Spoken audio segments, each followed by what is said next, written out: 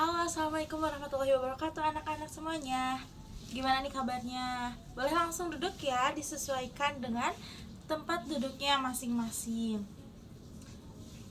Baik, nah karena berhubungan pembelajaran akan segera dimulai, untuk KM disilahkan untuk mimpin doanya terlebih dahulu.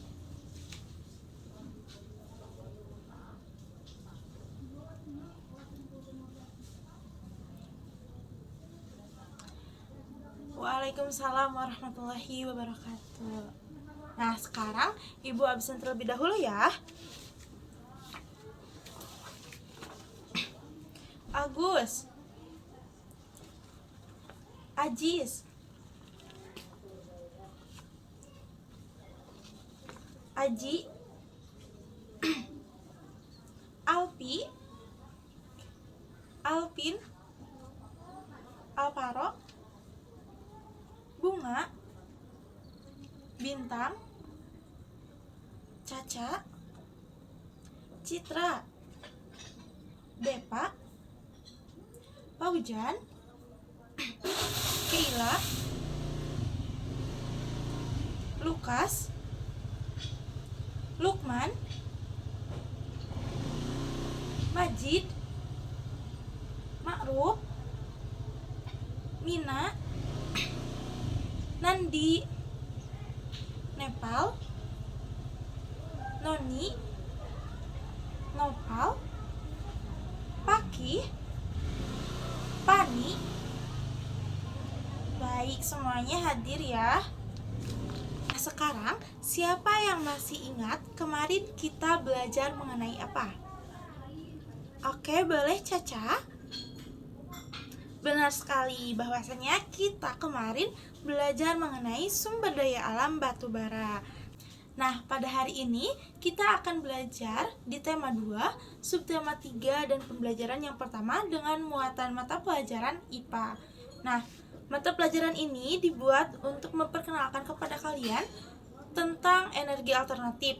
Kemudian, materi pada pelajaran ini akan membawa kalian untuk dapat berpikir secara logis, sistematis, dan kreatif terhadap permasalahan yang diberikan mengenai energi alternatif, serta dapat membuat proyek dari solusi yang kalian temukan. Kemudian, proyek ini menggunakan pendekatan STEM sehingga selain dengan belajar IPA, kalian juga akan mendapatkan wawasan mengenai matematika dan teknik yang dapat digunakan dalam kehidupan sehari-hari. Kemudian, hasil pembelajaran kursus pada hari ini diharapkan siswa mampu untuk menganalisis sumber energi dengan tepat, menelaah manfaat dan sumber energi dengan baik dan benar, menganalisis permasalahan dan menemukan solusi atas permasalahan energi alternatif dengan seksama. Kemudian, siswa dapat mendesain proyek dari solusi yang telah ditemukan mengenai sumber energi alternatif dengan teliti. Kemudian juga, siswa dapat membuat proyek energi alternatif matahari dengan benar. Kemudian, siswa dapat menyajikan presentasi proyek dengan tepat. Coba sekarang renungkan, bagaimana jika energi yang kita gunakan, yang kita butuhkan sudah habis? Adakah energi yang dapat menggantikannya? Nah, sekarang sumber energi yang berasal dari minyak bumi dan gas merupakan sumber energi yang tidak dapat diperbarui. Ketersediaannya yang terbatas dan suatu saat akan habis. Sedangkan kita sebagai manusia perlu dan memerlukan sumber energi lain atau sumber energi alternatif yang dapat memenuhi kebutuhan kita, di mana sumber energi alternatif tersebut berasal dari energi yang dapat diperbarui. Nah, contohnya ini ada sinar matahari, angin, air, gelombang air laut, panas bumi, dan bahan bakar bio. Coba sekarang, siapa yang tahu termasuk energi apakah yang kemarin kita bahas mengenai batu bara? Ya, betul sekali Caca, bahwasanya batu bara termasuk ke dalam sumber energi tradisional. Nah, sumber energi tradisional ini merupakan bahan bakar fosil. Selain batu bara, ada minyak dan gas alam. Nah, sumber energi alternatif saat ini yang dikembangkan dengan memanfaatkan sumber energi yang tersedia dan tidak akan habis. Nah, contohnya ini tadi ada sinar matahari, air, angin, panas bumi, gelombang air laut, dan bahan bakar bio. Matahari, nah di mana sumber energi utama di bumi. Hampir seluruh energi yang ada di bumi berasal dari matahari.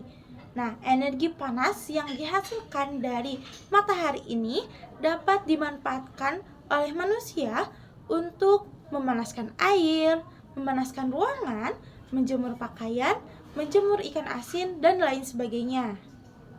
Selain dari matahari, ada energi angin. Nah, di sini siapa yang tahu mengenai perahu layar? Oke, nah perahu layar itu bergerak dengan memanfaatkan energi angin, di mana gerakan udara di bumi ini yang terjadi karena adanya tekanan dari udara. Nah, sejak dahulu energi angin dimanfaatkan untuk menggerakkan perahu layar dan kincir angin tradisional. Kemudian ada energi air. Nah, di mana air yang deras merupakan sumber energi gerak. Nah, di sini siapa yang tahu PLTA? Iya, pembangkit listrik tenaga air. Nah, energi yang berasal dari air ini dapat dimanfaatkan untuk pembangkit tenaga listrik. Nah, di mana PLTA ini di mana PLTA ini dibuat di bendungan air yang paling tinggi. Kemudian airnya dialirkan secara menurun hingga nampak seperti air terjun yang deras. Nah, selanjutnya itu ada panas bumi, di mana energi geotermal dari panas bumi yang disimpan di bawah permukaan bumi itu merupakan energi panas bumi. Nah, pusat bumi ini terbentuk dari lapisan batuan yang sangat panas, sehingga bumi merupakan sumber energi yang sangat besar. Nah, selanjutnya gelombang air laut, di mana ketika di pantai ada gelombang air laut kemudian pecah. Nah, di situ akan banyak energi yang bisa diubah dan bisa dimanfaatkan, yaitu menjadi energi listrik. Nah, selanjutnya yaitu bahan bakar bio, di mana bahan bakar bio ini berasal dari makhluk hidup. Nah, seperti tumbuhan dan hewan. Nah, bahan bakar bio yang berasal dari tumbuhan merupakan dengan menggunakan tumbuhan berbiji yang mengandung minyak. Nah, contohnya ini ada bunga matahari, kemudian ada jarak, ada kelapa sawit, dan kacang tanah serta kedelai. Nah, dikenal juga dengan biodiesel yang dapat digunakan untuk menggantikan solar. Kemudian selain itu ada tumbuhan ubi, tumbuhan jagung, dan tumbuhan sagu yang dapat diubah menjadi bioetanol yang dapat menggantikan bensin dan ataupun juga premium. Nah, sedangkan untuk bahan bakar bio yang berasal dari kotoran ternak, nah ini disebut sebagai biogas yang dapat dimanfaatkan untuk bahan bakar kendaraan bermotor. Nah, sekarang kalian akan dibagi kelompok. Setiap kelompoknya terdiri dari 3 orang. Nah, kelompoknya akan ibu bagikan. Kemudian ibu akan membagikan lembar kerjanya.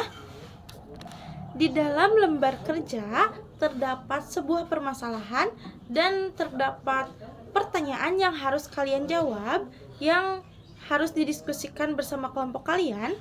Kemudian tuliskan rencana alat dan bahan yang akan kalian gunakan. Setelah itu gambar mengenai sketsa atau rancangan kalian dari solusi yang telah kalian temukan. Selain itu juga kalian harus menentukan bagaimana langkah kerja dari pembuatan proyek yang kalian buat. Kemudian setelah terbentuk adanya produk, maka kalian uji apakah produk itu dapat berfungsi atau bagaimana. Kemudian jika kalian menyadari adanya kesalahan-kesalahan dalam pembuatan produk, nah bisa kalian untuk desain kembali proyeknya sehingga nanti dapat menjadi proyek yang berfungsi dengan baik, produk yang dapat berfungsi dengan baik.